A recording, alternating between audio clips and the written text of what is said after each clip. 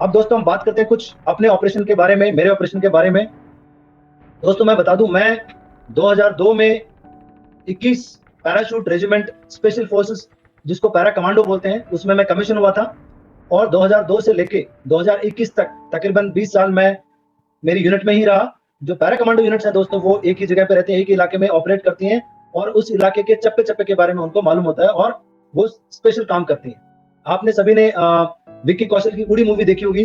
तो उड़ी मूवी जो है वो ये जिन पे फिल्माई गई, वो भी एक पैरा कमांडो यूनिट थी। अभी पहले पैरा कमांडो बोलते थे, अभी पैरा स्पेशल फोर्सेस बोलने लगे हैं। तो ये पैरा स्पेशल फोर्सेस यूनिट के ऊपर में ही फिल्माई गई है।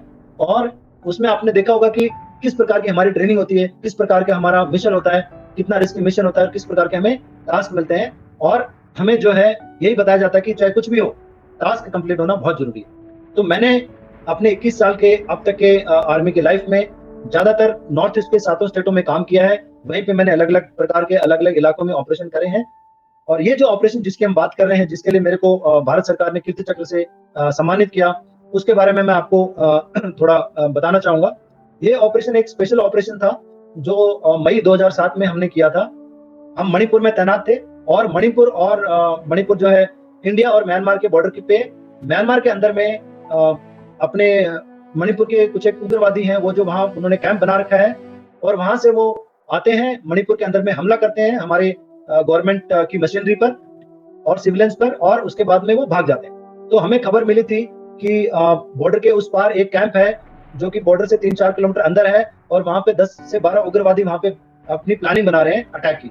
तो हमें इस बात की जब खबर मिली, तो हमने इस बार तय किया कि हम जो है उनको अंदर घुसने नहीं देंगे, और उसके कैंप में ही जाके उनको वहीं पे जाके सबको मार गिराएंगे।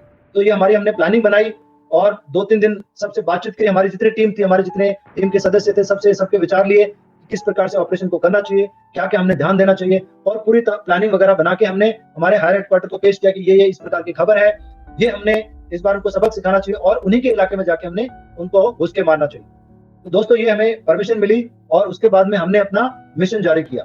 तो ये अप्रैल 2007 की बात है, 27 अप्रैल की, जब हम जो इलाका है, ये आप कभी गूगल पे सर्च करेंगे, मणिपुर, अरुणाचल, नागालैंड के एरिया अगर आप देखेंगे, तो ये पूरा पहाड़ी, जंगल, नदी, नाले, झाड़ियां, इन सब से भरा हुआ है। तो ये जो इलाका है, इसमें चलना बहुत ही मुश्किल होता है, बहुत सेकेंडरी जंगल बहुत होता है। तो आपको वहां जाने के लिए मुश्किल इलाकों से जाना पड़ता है। अगर वहां पे कोई रोड नहीं है, ट्रैक नहीं है जहाँ पे इनके कैंप होते हैं, तो आपकी गाड़ियां या आप पैदल एक रोड या रास्ते से एक पर्टिकुलर जगह तक जा सकते हैं। उसके आगे आपको जंगल को काट के, जंगल से, नदी नालों से होते हुए आपको अपने टारगेट तक पहुंचना होता है। तो ये जो इलाका था, जहाँ कैंप था और जहां से हमने शुरुआत करी थी, वो तकरीबन 30 किलोमीटर का इलाका था। तो हमने जो है 30 किलोमीटर का इलाका पूरा हम जंगल होते हुए गए। जो ट्रैक है, जो पगडंडियां हैं जो जाती हैं जंगलों में, उन पगडंडियों को अगर हम इस्तेमाल करेंगे, तो वो दुश्मन भी उन पगडंडियों पे हो सकता है और घात लगाकर हम पर हमला कर सकता है। तो हमने ये प्लान बनाया कि हम जो है सिर्फ जंगल का ही रास्ता लेंगे और कोई पगडंडी नहीं लेंगे। तो हमें 30 किलोमीटर की दूरी 3 दिन लगे तय करने में। इतना कठिन जंगल का इलाका है, और इतना कठिन भरा मुश्किल रास्ता है। और हर एक कमांडो के पास में जब मिशन के लिए जाता है, तो उसके पास में 25 से 30 किलोमीटर का किलो का वजन होता है अपने रुकसैक में, अपने बैग में, जिसके अंदर में उसके कपड़े होते हैं, उसका खाना होता है, उसका हथियार होता है, उसका साजो सामान होता है। ये सब चीजें उसके पास में होती है, ताकि वो 6 से 7 दिन के लिए सेल्फ कंटेंट होकर जाता है कि अगर दुश्मन से मुठभेड़ हुई, अगर वहां पे टाइम लगा, तो हम जो है 6-7 दिन तक सर्वाइव कर सके। तो दोस्तों हमें ये दूरी तय करने में जंगल से हमें 3 दिन का समय लगा, और तीसरे दिन हम वो जो दुश्मन का कैंप था, उस कैंप के नजदीक हम पहुंच पाए। लेकिन जब नजदीक हम पहुंचे, तो हमने देखा कि वहां पे हमें वो कैंप दिखाई नहीं दे रहा है, क्योंकि घना जंगल था, और जंगल के अंदर में काफी सेकेंडरी ग्रोथ भी था, बड़े बड़े पेड़ थे, तो हमें कुछ दिखाई नहीं दे रहा। तो हमने फिर प्लान किया कि हम जो है वहां के आसपास के जो ऊंचे पेड़ हैं, उन पेड़ों पे चढ़ के रात को और सुबह पूरे दिन हम उस कैंप को देखने की कोशिश करेंगे, और कैंप के अंदर की हरकत को हम समझने की कोशिश करेंगे। तो हमने जो है रात को पेड़ों के ऊपर में चढ़ाई करी, बड़ी पेड़ में 4-5 पेड़ पे हम लोग चढ़ गए, और हम लोगों ने जो है कैंप को, जब पेड़ के ऊपर में चढ़े तो हमें कैंप दिख गया, और हमने पूरे दिन शांत, बिल्कुल सरप्राइज मेंटेन करते हुए, और हमने पूरे कैंप को ऑब्जर्व किया। तो दोस्तों, जब दुश्मन के इलाके में आप जाते हो, आप देखते हो, तो जो कैंप है उसमें आपको ये ऑब्जर्व करना होता है कि दुश्मन कहाँ पे, उग्रवादी कहाँ पे बैठता है, कौन से हट में बैठता है, कहाँ पे सोता है, कौन से रास्ते पे वो ड्यूटी देता है, संतरी की तरह खड़ा रहता है, क्या कार्रवाई करता है, कितने बजे उठता है, कितना बजे वो ढीला रहता है, कितना बजे वो बिल्कुल तंदुरुस्त ड्यूटी देता है। तो ये सब बातों का हमने पूरा दिन ध्यान किया, और अगले दिन फिर अंधेरा होने के बाद में हम लोग पेड़ से नीचे उतरे, इकट्ठा हुए, हमने एक दूसरे से पूरी बातचीत करी और फाइनल हमने अपना प्लान बनाया। तो अगली रात को अपना फाइनल प्लान बनने के बाद में हमने आइडेंटिफाई किया कि 2-3 ऐसे रास्ते हैं जहां से वो आता और जाता है, म्यांमार के अंदर से, गांव से अपना राशन पानी वगैरह लेके आता है और कैंप में आके रहता है। तो हमने प्लान किया कि उस रास्ते के ऊपर हम अपना एक घात लगाकर हमला करेंगे और एक छोटी टुकड़ी को हमने लगा दिया कि आप कैंप के ऊपर में हमला करोगे। तो इस प्रकार से दोस्तों फाइनल प्लानिंग करके और हमने ये बनाया कि अभी जो है हम उसको घात लगाकर हमला करेंगे। तो 1 मई 2007 की सुबह जब हुआ, हम अपनी जगह तैनात थे, दुश्मन कैंप के अंदर था, उग्रवादी 10 से 12 कैंप के अंदर थे और हम लोग जो है हमला करने के लिए तैयार थे। तो जैसे ही सुबह हुई, नॉर्थ ईस्ट में दोस्तों फर्स्ट लाइट जो है सुबह जल्दी हो जाती है, 4:30-5 बजे के आसपास जो है सूरज उग आता है। तो हमने जो है वहां पे जैसे 5 बजा, हमें जब उग्रवादी की हरकत दिखी तो हमारे जो डेक ने उसको ललकारा कि भाई आप सरेंडर कीजिए, तो उसने हमारे डेक के ऊपर में फायर खोल दिया। तो जब फायर खोला तो दोस्तों हमारे स्नाइपर ऑलरेडी एक पेड़ के ऊपर में बैठा हुआ था, उसने सबसे पहले उस सेंट्री पे फायर किया और बाकी हमारी जो टुकड़ी थी उसने आपस में गोलाबारी शुरू हो गई, फायरिंग शुरू हो गई। तो हमारी तरफ से भी फायर कर रहे थे हम, उनकी तरफ से भी फायर हमारे पे आ रहा था। तो जब गोलियां चलती हैं तो पता नहीं चलता गोली कहां से जा रही है, आपको बस आवाज आती है सुन सुन करके। तो उस टाइम पे दोस्तों काफी तनावपूर्ण माहौल होता है, गोली आपको कभी भी लग सकती है।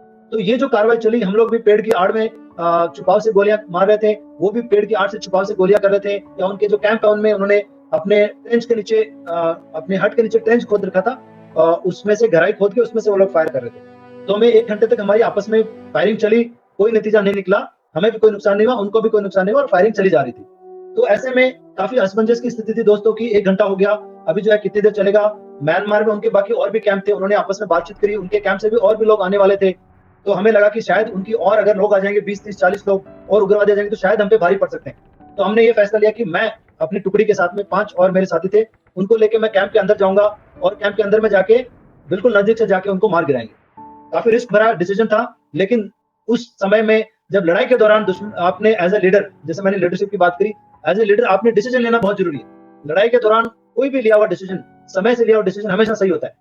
तो दोस्तों मैंने डिसाइड किया अपने 5 साथी को लेकर, साथी चलो चलते हैं कैंप के अंदर में ही हम इनको मार गिराएंगे। तो मैं और मेरा बड़ी जो था, हम लोग आगे थे और हम दोनों से हमारा जो तरीका होता है फायर एंड मूव का, कि एक मूव किया उसने फायर दिया, फिर दूसरा मूव किया, तो फायर एंड मूव बोलते हैं इसको। उससे हमने आगे बढ़ना शुरू किया और कैंप के अंदर में घुसे। तो कैंप के अंदर में हमने घुसे तो हमारे ऊपर में भी गोलियां आ रही थी और हमने भी बिल्कुल गौर करके और आगे बढ़ना शुरू किया। तो दोस्तों इस जब आपका क्लोज कांटेक्ट होता है लड़ाई के दौरान, आप कोई भी ऑपरेशन देख लीजिए, आप जेएनके में भी देखते होंगे, तो जो एक्चुअल में जो क्लोज कांटेक्ट होता है, आपस में क्लोज गोलियां चलती हैं, वो 4 से 5 मिनट का टाइम होता है। तो इन 4 से 5 मिनट के टाइम में अगर जो जितना वेल ट्रेन्ड है, जो जितना सतर्क है, जितना होशियार है, जितना प्रैक्टिस किया हुआ है, वही जीत में आता है। तो हमने जो है हमारी ट्रेनिंग के लिहाज से हमने जो है अपनी कार्रवाई करी और मैंने और मेरे बड़ी ने, हमने 5 उग्रवादियों को 4 से 5 मीटर की दूरी से हमने मार गिराया। हमारे पे भी गोलियां लगी, लेकिन ईश्वर की कृपा थी कि हमें वो गोली टच नहीं हुई और हमने जो है सही से पेड़ की आड़ लेके और उस पे फायर किया और हमने उनको मार गिराया। तो ऐसे करते करते जब हम उनको मार गिरा रहे थे तो उनके बाकी साथियों को लगा कि यार अभी शायद मुश्किल हो रहा है मामला, शायद उनके लिए कठिन होगा हमसे लड़ाई कंटिन्यू करना। तो बाकी जो 4-5 उग्रवादी थे वहां से वो, क्योंकि घना जंगल था, तो कैंप छोड़ के वो लोग वहां से भाग निकले और ये 5 जो उग्रवादी थे इनको हमने अच्छे से उनको मार गिराया। और उसके अलावा जैसे हमने देखा, थोड़ी देर हमने ऑब्जर्व किया कि हाँ और कोई उग्रवादी है नहीं, कोई फायर नहीं आ रहा है। उसके बाद में हमने पूरे कैंप की छानबीन करी, जो भी उनका लड़ाई से रिलेटेड साजो सामान था, उनके हथियार थे, उनका गोला बारूद था, वो हमने इकट्ठा किया। और जो ये उग्रवादी थे जो मरे हुए थे, इनकी हमने फोटो ले ली और इनकी बॉडी को हम कैरी नहीं कर सकते थे क्योंकि हमें 25 किलोमीटर वापस भी जाना है। तो हमने इनके हथियार लिए, उनका गोला बारूद लिया और वहां से हम लोग हमने सबसे पहले अपने आपस में देखा, हमारे सारे जितने भी कमांडो थे सारे सेफ थे। हमने सबका ऑल ओके रिपोर्ट लिया, हमारे हायर कमांडर को ऑल ओके रिपोर्ट दिया, मिशन कंप्लीशन का रिपोर्ट दिया और वहां से उनका जो कैप्चर किया हुआ साजो सामान लेके और वापसी करी। तो दोस्तों वापसी भी यही था, हमें डर था कि क्योंकि उन पे हमने हमला किया है, वो भी हो सकता है हम पे काउंटर हमला कर सकते हैं। तो जो हमने 25 किलोमीटर की दूरी जिस प्रकार से आए थे, जिस सतर्कता से हम लोग आए थे, उसी सतर्कता से हमें वापस जाना था। तो हमें वापस आने के लिए भी 2 दिन का समय लगा और ध्यानपूर्वक आते हुए हम लोग अपनी जो भारतीय सेना की जो जहाँ पे एक कंपनी थी वहां पे हम लोग पहुंचे और वहां पहुंचने के बाद में हमने अपने गाड़ियों से फिर वापस अपने सेफ बेस की तरफ में हम लोग आ गए। आने के बाद में हमने जो है हमारे हायर हेडक्वार्टर को डीब्रीफिंग किया और उनको अपने ऑपरेशन के बारे में बताया कि इस प्रकार से ये था, और जो हमारे हथियार वगैरह थे उनको दिखाया और पुलिस में रिपोर्ट करके हमने हथियार जो है पुलिस में जमा करा दिए। तो इस प्रकार से दोस्तों ये एक सफल ऑपरेशन था जो कि हमने 2007 में किया था और जिसके अंदर में हमने 5 उग्रवादियों को मार गिराया और हमारे किसी जो है कमांडो का कोई नुकसान नहीं हुआ। तो ये जो है एक ऐसा ऑपरेशन था दोस्तों जो कि उग्रवादियों के लिए बहुत बड़ा सेटबैक था। और इसमें उनको पहली बार ये लगा कि हाँ यार, हम लोग जाके अंदर उनको घुस के नुकसान पहुंचा के आते हैं, हमारे ऊपर में भी हमारे कैंप में हमला हो सकता है। तो इससे उनको डर पैदा हुआ और उसके बाद में अगले कुछ महीनों तक जो है मणिपुर के अंदर में कोई हमला नहीं हुआ। तो इस प्रकार से एक हमारे लिए बहुत ही गौरव की बात थी और बहुत ही सेटिस्फैक्शन की बात थी कि हमने उग्रवादियों को बिल्कुल उनके हिसाब से टैकल किया और उनको धूल चटाई।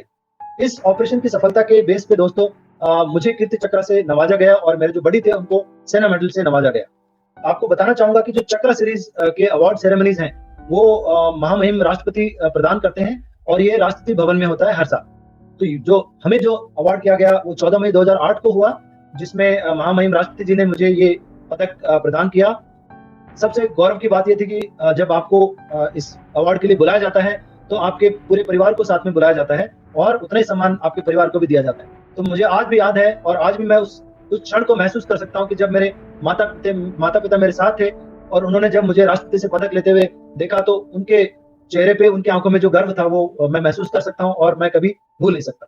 तो इस प्रकार से एक ये बहुत ही गर्व की बात है मेरे लिए, मेरे माता पिता के लिए, और मुझे इस बात का गर्व है कि मैं देश के लिए कुछ कर पाया और करता जा रहा हूँ और करता रहूंगा जब तक जिंदा रहूंगा। दोस्तों ये भी बताना चाहता हूँ कि कीर्ति चक्र जो है वो शांति काल में दिया जाने वाला सेकंड हाईएस्ट गैलेंट्री अवार्ड है।